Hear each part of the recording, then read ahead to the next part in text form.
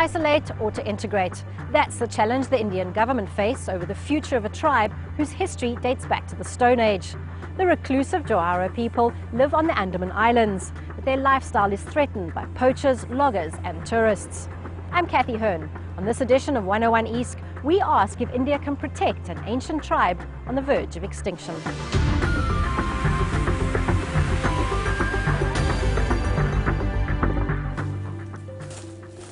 It's a privacy issue, it's a voyeuristic issue. You're basically selling a chance to see other human beings. I don't think that's right at all. We are here to see the Jarawas people, the tribal people, and we are excited to see them like they are not civilized.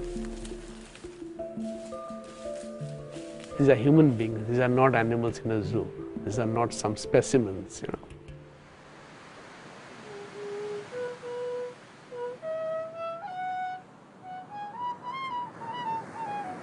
Unspoiled white sand beaches, turquoise water and spectacular diving.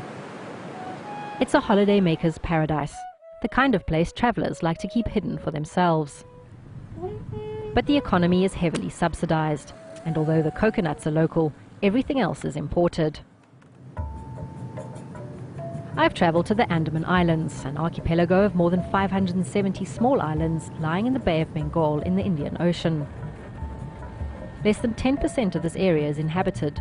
The rest is covered by vast tropical rainforests, home to rare and exotic wildlife. It's also home for several Aboriginal tribes, protected for thousands of years by their isolation.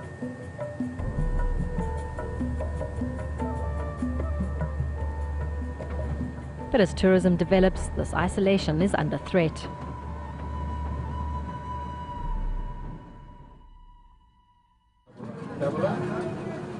Tour operator Mohammed Sajid runs a company called Andaman Escapades.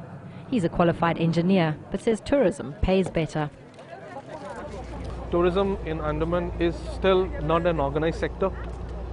People who find an opportunity in doing a business or find an opportunity for getting an earning out of it, everyone joined this tourism revolution in Andaman. Tourists are our bread and butter for us. We need to serve them, but only up to an extent, up to where it's ethical and legal. As our expedition approached the curiously called...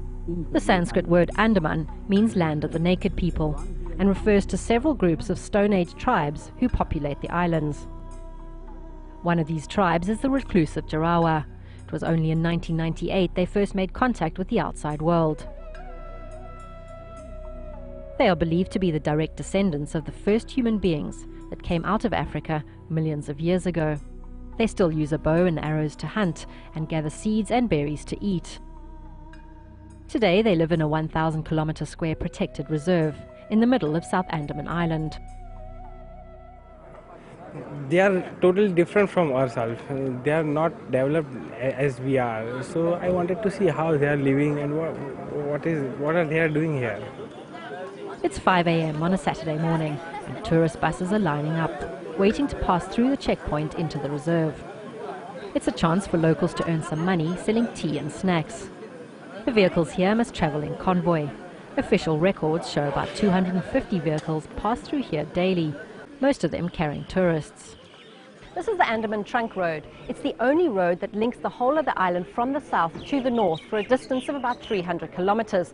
The problem is, for about 40 kilometres, it passes through the Jarwa Tribal Reserve.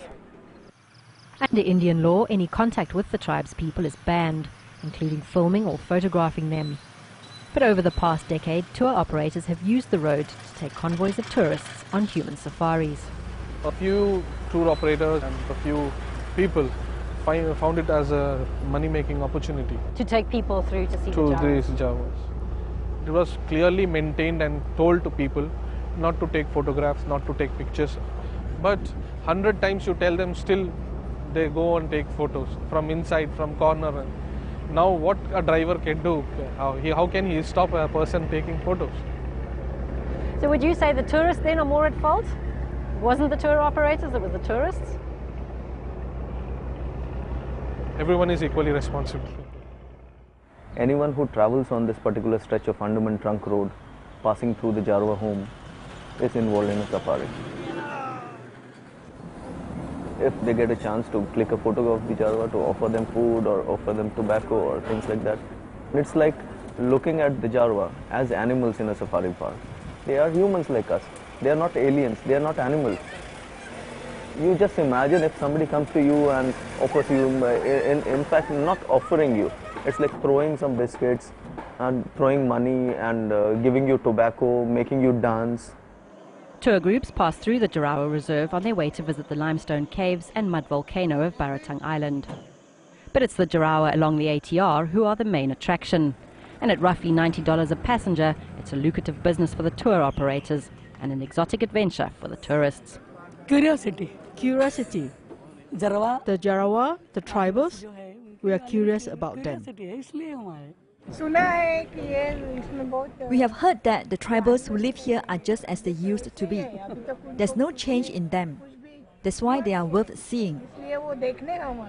I don't know how we stop that, because it's a big something to go home and say, I saw the Jarawas. He says, oh yeah, those guys in the hood.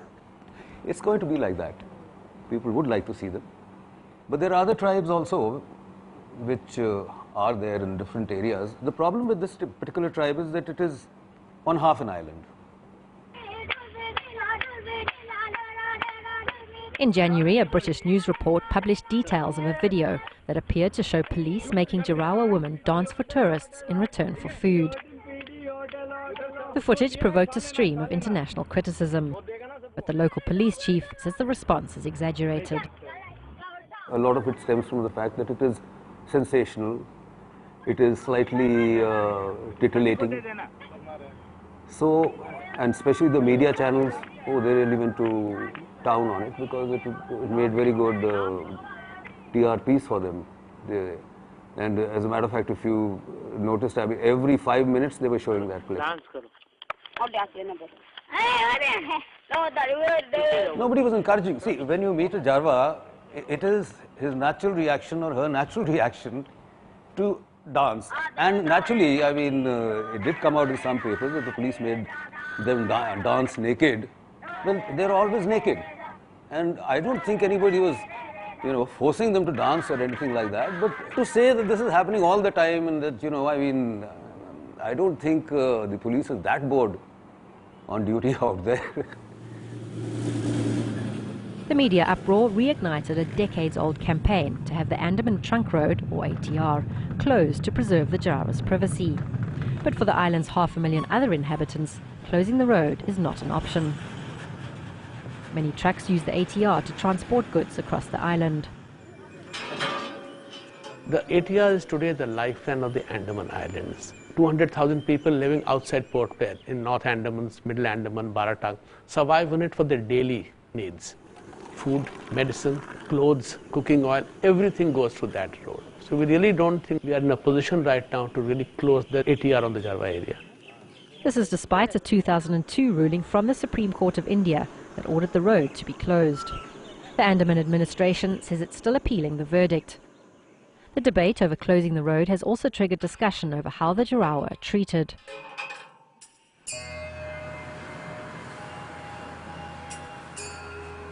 When I was a child, people used to tell stories about the Jarwa. Dennis Giles has spent many years fighting for the rights of the Jarawa.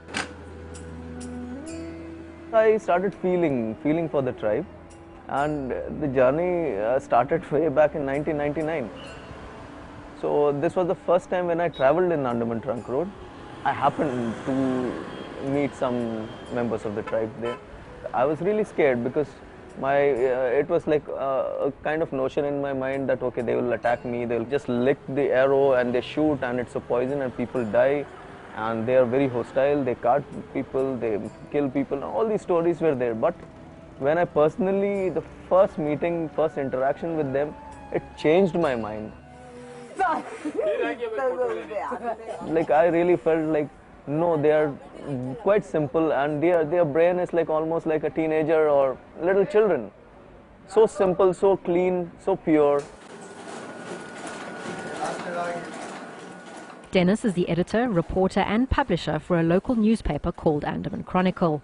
Every night he prints out copies to be sold around Port Blair.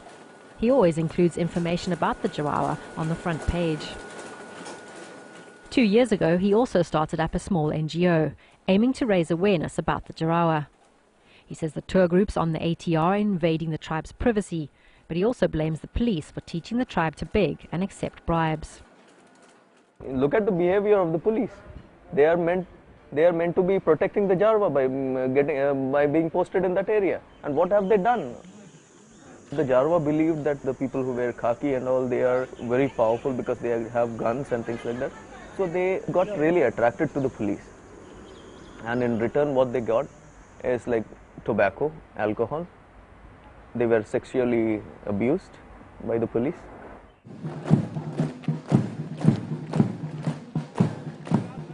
The police is always more visible, and the first thing you can criticize is the police.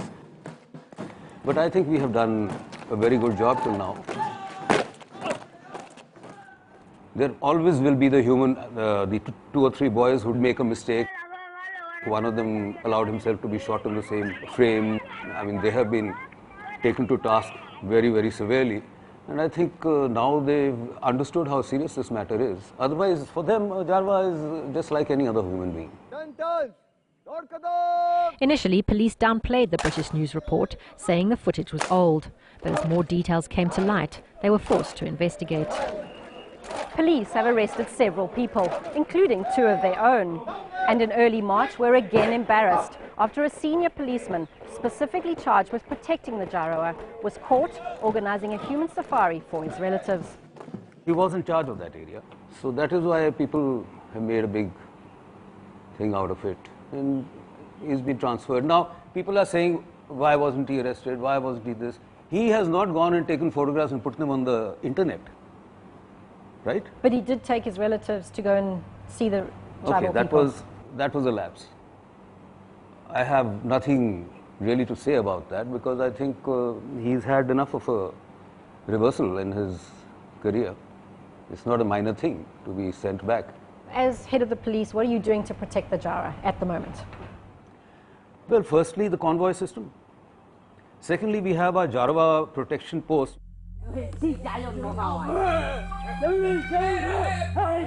You must understand that earlier we were protecting the settlers from the Jarwas.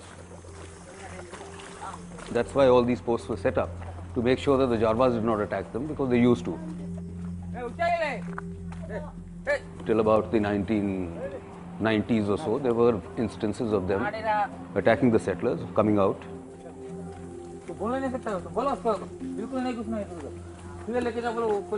But now the purpose is to make sure that the settlers do not go into their area.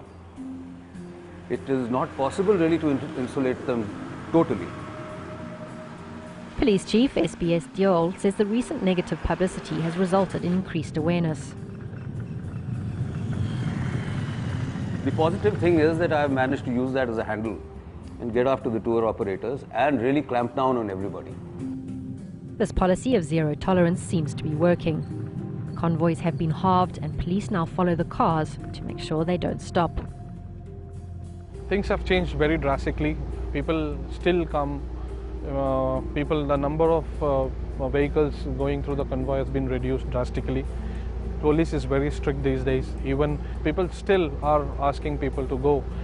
Everything boils down to that 4,000 rupees you get for a vehicle a day. If once it is stopped, everything will stop. We need to find very quickly, we need to find alternative destinations, alternative activities. We really want to be very careful how they interact with the outside world.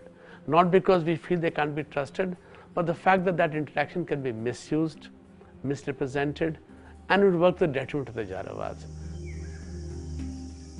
So right now, to allow anybody with a camera or a paper and a pen to go in and start interviewing them and shooting them, that I think for the timing will just not be possible.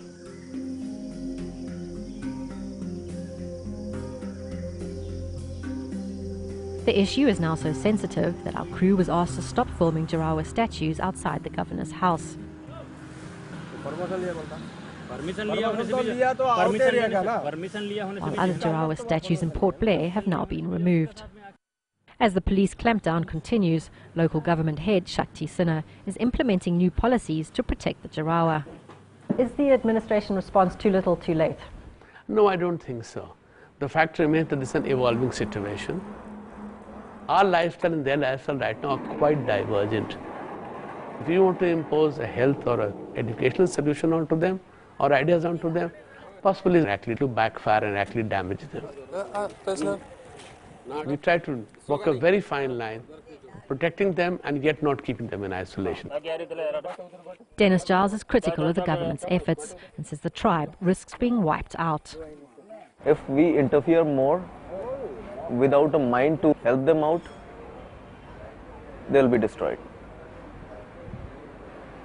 There are hardly 400 people, and one case of AIDS or HIV can make this tribe extinct within no time. Already they had measles, malaria and such diseases because of us. And one case of HIV or something, it will destroy the tribe. In 1999 and 2006, the Jarawa suffered outbreaks of measles, a disease that's been responsible for wiping out other tribes worldwide.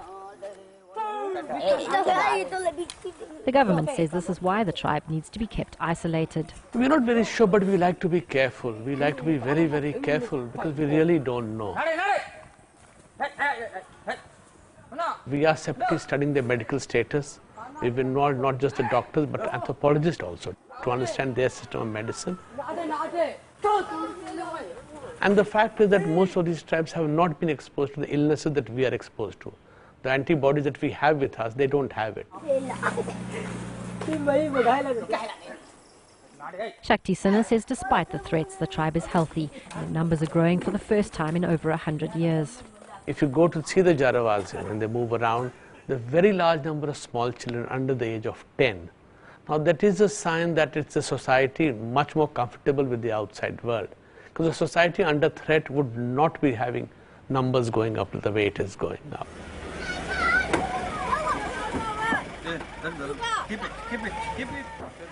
What are you doing to protect the Jarawa tribe?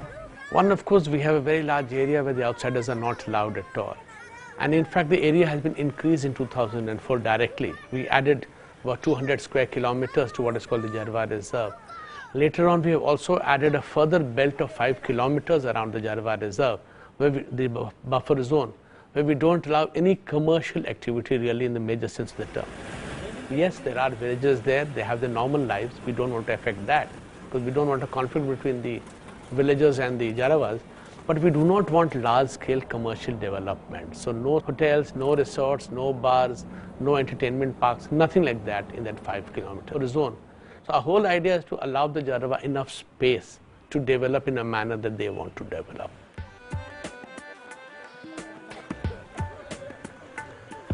But many on the island believe the buffer zone has come at a cost to local development. We plan to run with the 6 tents for the first few years. These are the platforms where the tents had come up, so we actually had everything here and running, and we ran it for a season. Samit Sani was given permission to build a back-to-nature eco-resort outside Port Blair, but he was forced to close it down after the 5-kilometer buffer zone was put in place around the reserve. The tap works. He says there's no real basis in law for the buffer zone and has challenged it in court for over 2 years. It's been a huge financial drain because running a case in the Supreme Court is very expensive. The government says Summit's resort would encourage travellers to seek out the Jarawa, an accusation Summit denies. There's absolutely no way we would encourage anybody going anywhere into the reserve. In fact, as a travel company, we have never sold a package that takes you onto the ATR either, leave alone from long before this became an issue. As a policy, we were the first company out here to say we will not do Jarwa tours. Summit says the administration has been haphazard about enforcing the rules, and if they were serious, then they would close down the ATR. Today, his resort stands empty. But instead of ensuring privacy for the Jarawa, local villagers come here every weekend to party, leaving behind a trail of litter and noise. Summit says the Jarawas are no longer as isolated as outsiders believe. First of all, I think preserve the Jarwa itself is a loaded statement, because what are you preserving them for, and in what state are you preserving them in, and what is it that they actually want, which nobody has actually asked. You haven't talked with the other Pradhans or everything? One person who has asked the Jarawa what they want is Mohan Halder, a locally elected village leader. Mohan says the Jarawa are facing problems with their food supply because poachers and loggers are destroying their habitat. There are plenty of expectation from me actually. Whenever they are talking with me, they are running. Whenever they are getting to me, they run to me and coming, and first approach is that, have you brought any biscuit? Have you anything to any food with you to get so that I can fill my hungriness? That is the first question. It is very hard for me to change the topic. He's concerned that the current police policy of sending them back into the jungle is pointless. Most of the time they are saying that we want to stay here in these villages. But these police departments are coming, they are saying you have to go right now, you have to go in the deep jungles. And police are sending them in the 20 miles away, and after that they are again walking 12 hours or 30 hours, after that they are again coming to the village. So they are suffering, so that's why they have the fear that the police department will send them in the deep jungles and they have to again walk 30 kilometers to come up in this area. Mohan says many of the tribe now want the benefits of modern life, a roof over their heads, cooked food and protection from poachers. They have set up their mind to get everything what the civilized persons are getting. A few days ago they were demanding for the phone also. That's why I again requesting to the government of India that time has come up, enough is enough, let them civilize these peoples, educate these peoples. We get good Jarwa, healthy children, we get a better society there. We make them permanent shelters for them in the deep jungles. We make them village, and in this way we can increase them from 400 to 10,000 in numbers. Mohan says the Jarawa policy urgently needs to be reconsidered. He says the buffer zone is no solution, as it stops the local villagers accessing employment opportunities. We should educate the Jarwas. The time has come up to make them civilized, to make them educate. They have very strong remembrance power, very strong intellectual ability they have. They have very good strength of sporting abilities. They are very sporting, and we should educate them and develop their communities. So you're saying that the Jarawa want to integrate? Yeah, they are very much eager, and all the time they are requesting, Pradhanji, you help us. We are in a distress. We want help from you. You talk to the higher authorities and you better make the system so that we can get food, we get education, we get clothes, we get everything. Everything they are demanding from me, but I cannot give them. Mohan says the modern world can also learn from the Jarawa and their strong relationship with nature, especially traditional medicine.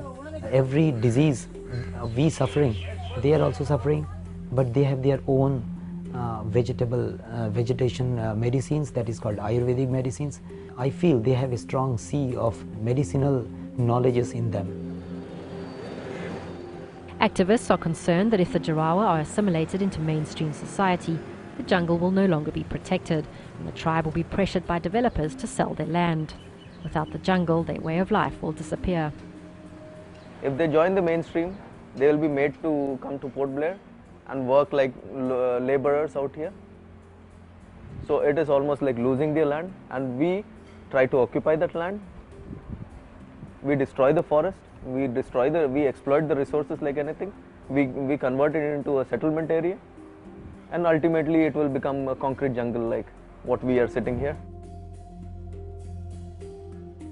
But the government says the Jarawa land is safe.